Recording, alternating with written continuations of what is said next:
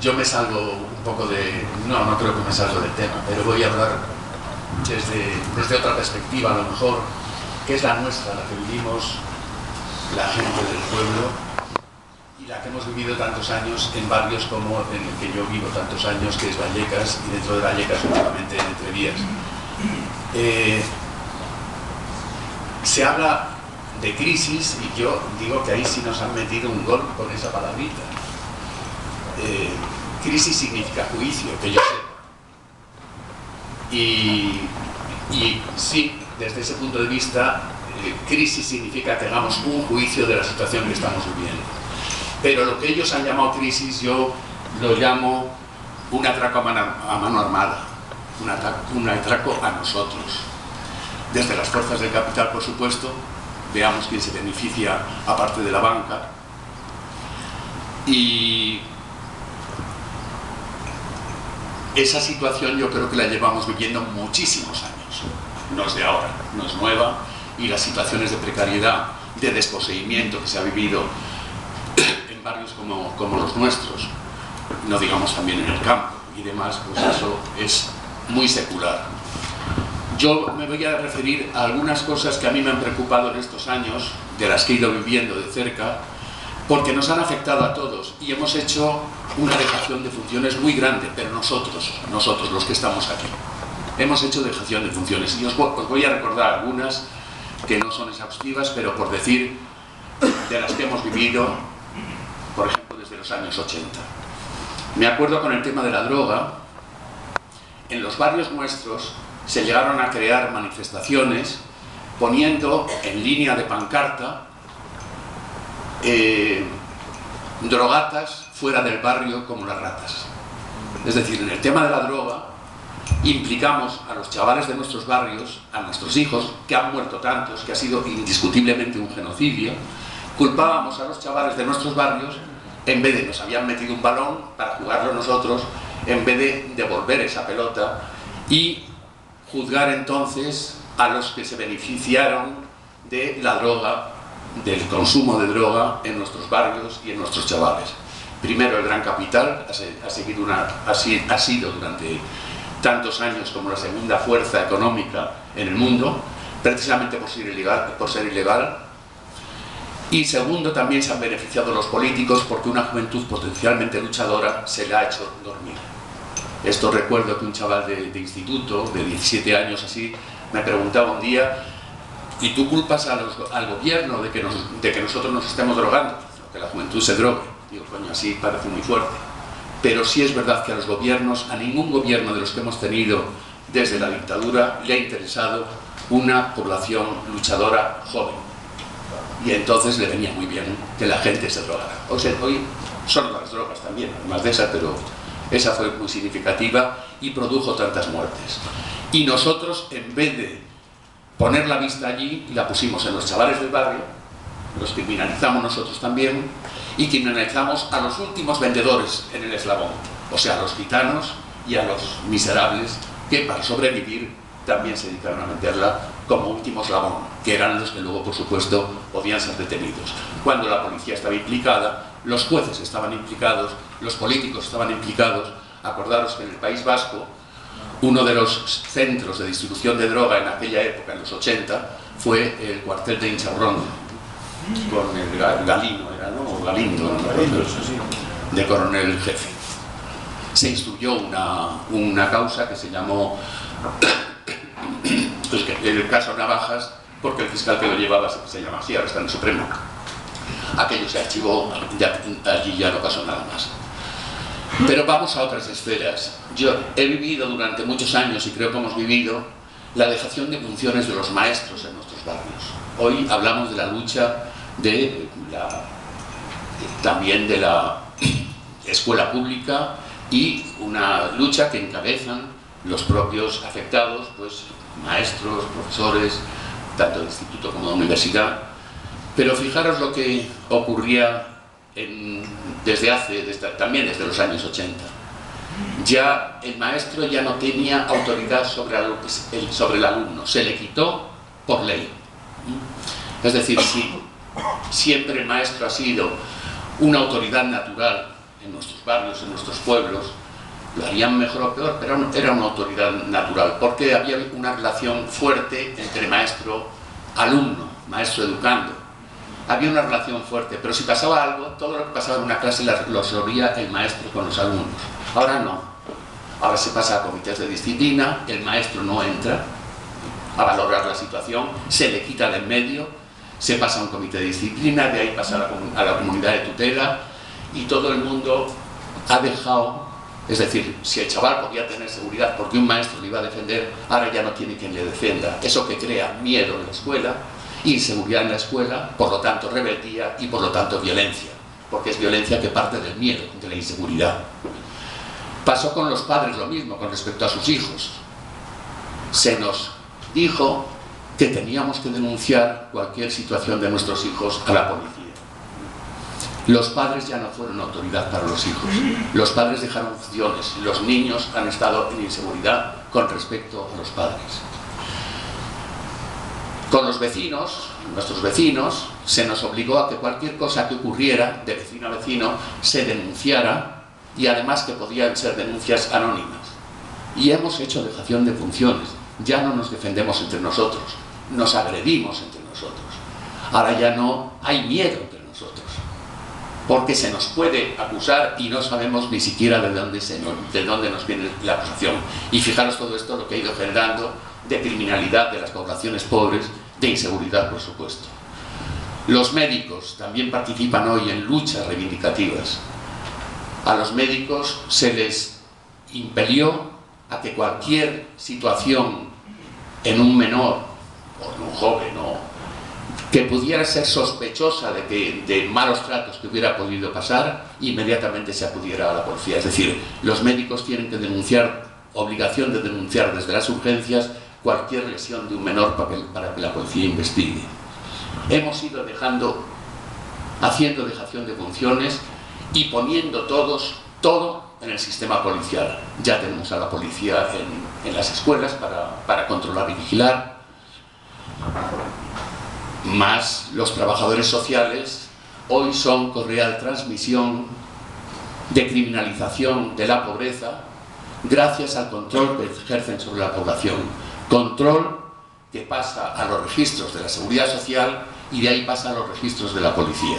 Yo os puedo contar muchas anécdotas de eso.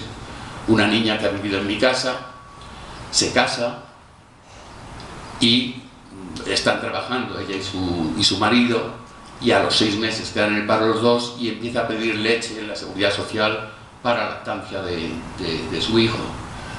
¿Dónde eres? ¿De dónde eres? ¿Y tú por qué esto? Y como, no, es que he vivido un tiempo con Enrique de Castro. Ah, con Enrique de Castro. ¿Y qué te pasaba? No, es que me drogaba.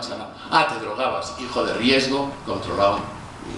Así, una mujer del grupo de las Madres Unidas contra la Droga, que está en la parroquia, viene a mi casa, pues, a echar una mano una vez a la semana o así. Un día llegó la policía, preguntando por un chaval, abre ella la puerta, yo no estaba en casa, y entonces, ¿y usted quién es?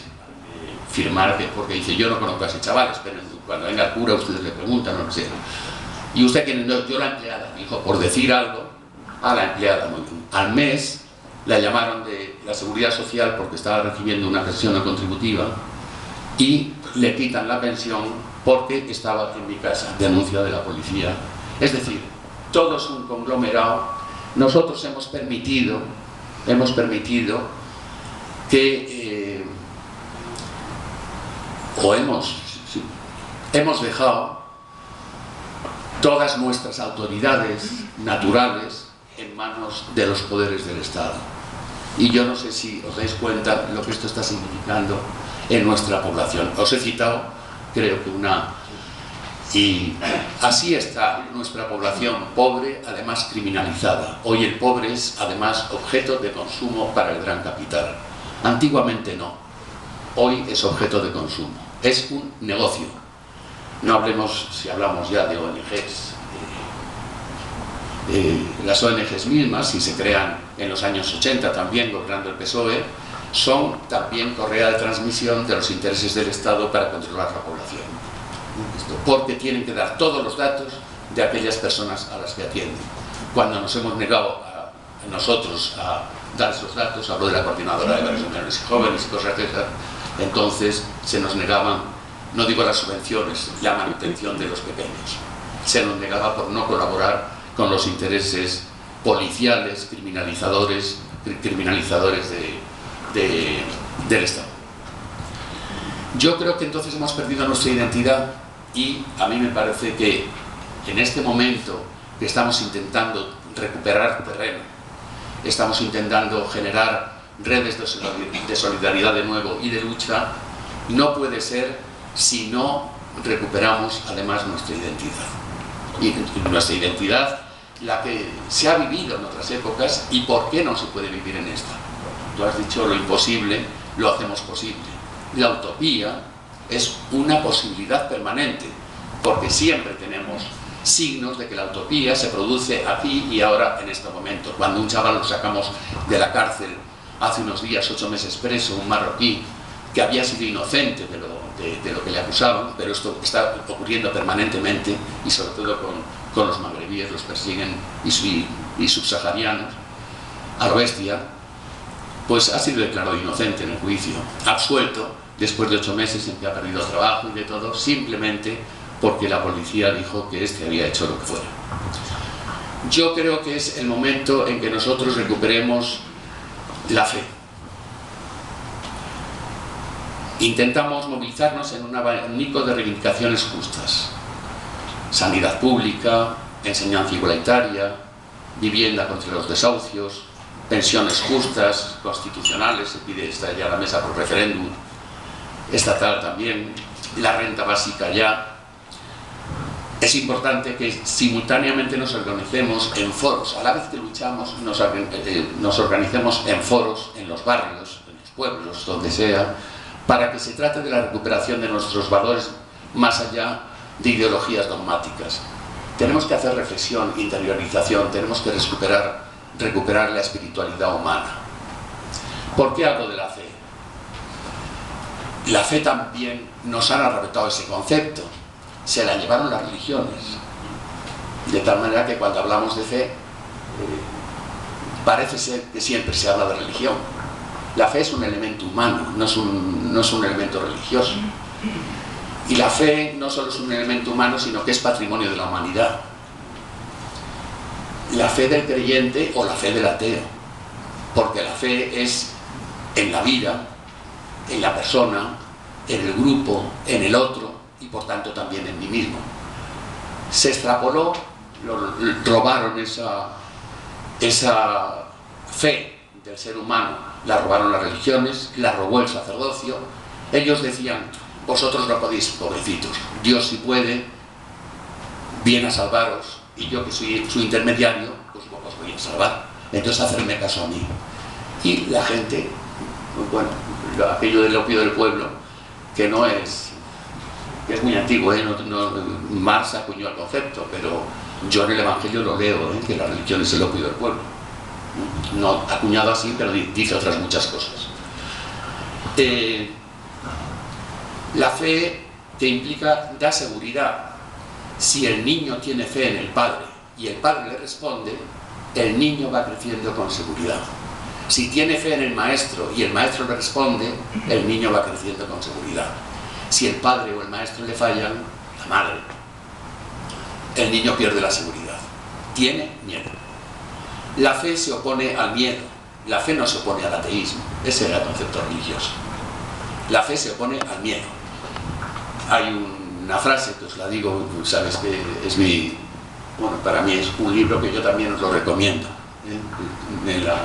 en vuestra bibliografía, Los Evangelios, os lo recomiendo. Pero recomiendo también el libro de Erich Fromm, El miedo a la libertad. Yo creo que son muy importantes para rescatar lo que nos es necesario para vivir. La fe en la persona, la fe en el grupo, la fe en nosotros. Cuando el niño se siente querido, el niño adquiere capacidad de autoestima. Si el niño no se siente querido, si se le llama malo, si se le recrimina permanentemente, si se le manda a la policía, si se le lleva a una comisión de tutela, el niño ya no tiene autoestima. También tendrá miedo, y cuando se genera miedo, se genera violencia. porque ya no tienen capacidad de creer, se les va también la capacidad afectiva. Yo planteo que a la vez que luchamos, creemos foros para interiorizarnos nosotros, para recuperar nuestra espiritualidad y esos valores que no son tan necesarios hoy. Nos convocan el colectivo Campamentos Dignidad de Extremadura, nos convoca la Comisión Frente y Sociedad del Frente Cívico, somos mayoría, y qué bien que alguien abra otro nuevo frente, pero hay otros frentes abiertos también. Ojalá podamos unirnos en la reflexión, en la espiritualidad y en la lucha, porque es todos juntos y porque nos afecta a todos y porque nos ha hecho mucho daño. Y vuelvo a recordar lo del principio de la dejación de funciones. Si no tenemos fe, nos vencen. Si tenemos fe, no hay poder que pueda destruirnos. Yo os invito a que podamos recuperarla.